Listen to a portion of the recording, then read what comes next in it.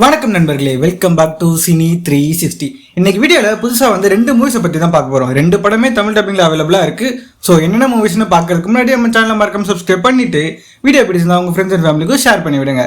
அப்புறம் நம்ம சேனல்ல ஃபுல் மூவி எக்ஸ்பிளைன் பண்ணி போடலாம்னு இருக்கோம். உங்களுக்கு பிடிச்ச இல்லனா இந்த மூவியை எக்ஸ்பிளைன் பண்ணுங்க அப்படின்ட்டு கமெண்ட்ஸ்ல மறக்காம உங்க சஜஷனை சொல்லுங்க. நண்பர்களே, உங்க கமெண்ட்ஸுக்காக வெயிட் பண்ணிக்கிட்டு இருப்பேன். சரி, வாங்க வீடியோக்குள்ள போகலாம். நாம முதல்ல பார்க்க போற படம் காட்டி. 2025 தெலுங்குல ரிலீஸ் ஆன இந்த படத்துல அனுஷ்கா, விக்ரம் பிரபு ஆக்ட் பண்ணிருக்காங்க. படத்தோட ஜானர் கிரைம் த்ரில்லர். சரி, படத்தோட பிளாட் பார்க்கலாமா? ஒரிஷாவில் ஒரு மலைப்பகுதி இருக்கு. அந்த மலைப்பகுதியில ஒரு காடும் இருக்கு. அந்த காட்டுல வசிக்கிற மக்கள் தான் காட்டி. காட்டுல விளையிற போதைப் பொருள், அதாவது கஞ்சாவை பறிச்சு அதை மூட்டையா கொண்டு ஒரு பெரிய வியாபாரம் கிட்ட கொடுக்குறாங்க. இந்த காட்டி மக்கள் ஒருத்தங்க தான் ஹீரோவும் ஹீரோயினும். முன்னாடி சொன்னல, அந்த வியாபாரிங்க இந்த மக்களை அடிமை மாதிரி ட்ரீட் பண்றாங்க. ஒரு நாள் ஒரு இன்சிடென்ட் நடக்குது. அதுக்கு பிறகு ஹீரோவை அந்த வியாபாரிங்க கேங், அதாவது வில்லன் கேங் அடிச்சு கொலை பண்ணிடுறாங்க. இது மட்டும் இல்லாம அனுஷ்காவை ரொம்ப கொடுமையான முறையில மானபங்கம் படுத்திடுறாங்க. கடைசியில ஹீரோவை எதுக்கு அந்த வில்லன் கேங் கொண்டாங்க, அவங்களுக்கும் ஹீரோக்கும் என்ன தொடர்பு, ஹீரோவுக்காக அனுஷ்கா அந்த வில்லன் கேங்க பழி வாங்குறாங்களா இல்லையான்னு சொல்றதுதான் படத்தோட மீதி கதை. பாசிட்டிவ் சைடுன்னு என்னன்னா, அனுஷ்காவோட ஃபைட் சீன்ஸும் நல்லா இருந்துச்சு. படத்தோட ஸ்டார்டிங்ல விக்ரம் பிரபு கூட லவ் பண்ணிட்டு ஜாலியா இருப்பாங்க. ஆனா ஹீரோவை வில்லன் கேங் மர்டர் பண்ண பிறகு செம்மையா ஃபைட் பண்ணுவாங்க. அதெல்லாம் நல்லா இருந்துச்சு. விக்ரம் பிரபுவும் அவருக்கு கொடுத்த ரோலை நல்லா பண்ணியிருந்தாரு. டெக்னிக்கல் விஷயத்துல சினிமாட்டோகிராஃபி நல்லா இருந்துச்சு. எஸ்பெஷலி அந்த போதைப் பொருள் எக்ஸ்போர்ட் பண்ற சீன்ஸ்லாம் ரியலிஸ்டிக்கா இருந்துச்சு. வில்லன் ரோல்ல நடிச்சிருந்தவங்க கூட ஓகேவா நடிச்சிருந்தாங்களே. இவங்களை தவிர படத்துல நடிச்ச மற்றவங்க யாரும் பெருசா மனசுல நிக்கிற மாதிரி இல்லை. நெகட்டிவ்னு பார்த்தோம்னா, படத்துல அனுஷ்காவும் விக்ரம் பிரபுவும் கஷ்டப்படும் போது என்னதான் இருந்தாலும் இவங்க பண்றது இல்லீகல்ன்றதுனால எமோஷனல் சீன்ல இருந்தாலும் பெருசா கனெக்ட் ஆகல. அடுத்ததா இதுதான் நடக்க போகுதுன்ட்டு சில சீன்ஸ்லாம் நமக்கே தெரியுது. படம் முழுக்க போதைப் பொருள் பத்தி சொல்லி கிளைமேக்ஸ்ல வழக்கம் போல நம்ம யோசிக்கிறத தான் வச்சிருப்பாங்க. ஒட்டுமொத்தமா சொல்லணும்னா படத்தை ஒரு டைம் பார்க்கலாம், ஃபேமிலியோட பார்க்கலாம். பெருசா அடல்ட் கண்டென்ட்லாம் எதுவுமே இல்லை.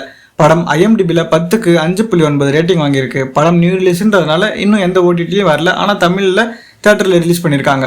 நம்ம ரெண்டாவதா பார்க்க போற படம் லோகா சாப்டர் 1 சந்திரா.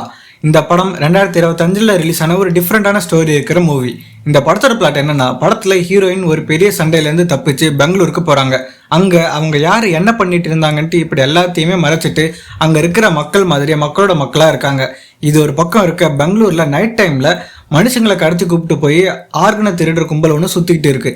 அந்த கும்பல் இருக்கிறவன் ஒருத்தன் கூட ஹீரோயினுக்கு சண்டை வருது. சண்டையில அவனை ஹீரோயின் போட்டு எடுக்கிறாங்க. இந்த சீனுக்கு பிறகு ஹீரோயினை பார்த்து இம்ப்ரெஸ் ஆன ஹீரோ அவங்கள ஃபாலோ பண்ணிட்டு போறாரு. அப்படி ஒரு நாள் ஃபாலோ பண்ணிட்டு இருக்கும்போது நம்ம ஹீரோயின் அந்த கும்பல் கிட்ட மாட்டிக்கிறாங்க.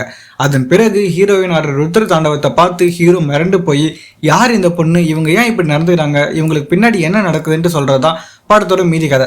படத்தோட பாசிட்டிவ் அண்ட் நெகட்டிவ் சைடுன்னு பார்த்தோம்னா நிறைய இருக்கு. ஃபர்ஸ்ட் பாசிட்டிவ் என்னன்னு பார்த்துடலாம். இந்த படம் மலையாளம்ல ஒரு வேம்பயர் ஜானர்ல வந்திருக்க மூவி. இந்த ஜானர்ல பெருசா மூவிஸ் எதுவும் அதிகம் வந்தது கிடையாது. ஆனா இந்த படம் செம்மையா எடுத்திருக்காங்க. ஹீரோயின் ரோல்ல நடிச்ச கல்யாண பிரியதர்ஷன் சும்மா மிரட்டி இருக்காங்க.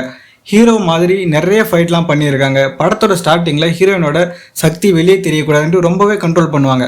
ஆனா ஒரு கட்டத்துல அவங்க சக்தி வெளியே வரும். அந்த சீன்லாம் பயங்கர மாசா இருந்துச்சு. அதுலயும் ஹீரோயினுக்கு எப்படி சூப்பர் பவர் வந்துச்சு அப்படின்ட்டு ஒரு ஸ்டோரி சொல்லியிருப்பாங்க. அது நல்லா இருந்துச்சு. ஹீரோவை பொறுத்த அளவுக்கு படத்துல அங்கங்க போவாரு. படத்துல அடுத்ததா நல்லா பண்ணியிருந்தது Sandy master. Cinematography, background score எல்லாமே நல்லா இருந்துச்சு. படத்தோட மைனஸ்னா, படத்தோட ஃபர்ஸ்ட் ஹாஃப்ல ரொம்ப ஆர்வமா இருந்துச்சு. செகண்ட் ஹாஃப்ல என்ன வரும் அப்படின்னு எதிர்பார்ப்போடு இருந்தது. ஆனா செகண்ட் ஹாஃப்ல எக்ஸ்பெக்ட் பண்ண மாதிரியே எந்த ட்விஸ்டும் இல்லாம முடிஞ்சிடுச்சு. அது கொஞ்சம் சுவாரஸ்யம் இல்லாம இருந்தது. அதே மாதிரி படத்துல கேமியோ இருந்தாலும் பெருசா இம்பாக்ட் இல்லை. ஒட்டு மொத்தமா சொல்லணும்னா படம் நல்லா இருந்துச்சு, ஃபேமிலியோட பார்க்கலாம். படம் நியூ ரிலீஸ்ன்றதுனால எந்த OTT பிளாட்ஃபார்ம்ஸ்லயும் வரல. IMDbல 10க்கு 8.3 ரேட்டிங் வாங்கியிருக்கு. படம் தமிழ்லயும் அவைலபிளா இருக்கு. இன்னைக்கு சொன்ன ரெண்டு மூவிஸ்ல உங்களுக்கு எந்த மூவி பிடிச்சிருந்துச்சு, இதுக்கு முன்னாடி எந்த மூவி நீங்க பார்த்துருக்கீங்கன்ட்டு கமெண்ட்ஸ்ல மறக்காம சொல்லுங்க. வேற ஒரு வீடியோல உங்களுக்கு நான் சந்திக்கிறேன். அது வரைக்கும் டாட்டா, பை பாய்.